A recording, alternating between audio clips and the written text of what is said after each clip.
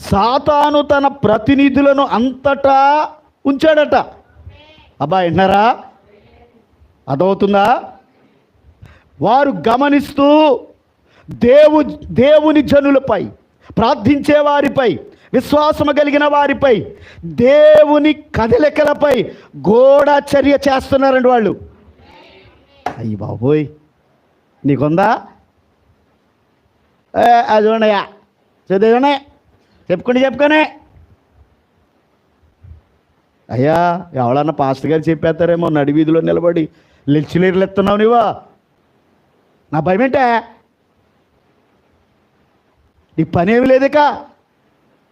ఎప్పుడు నా నోటికి తాళం వేయాలని చూస్తావు నువ్వు.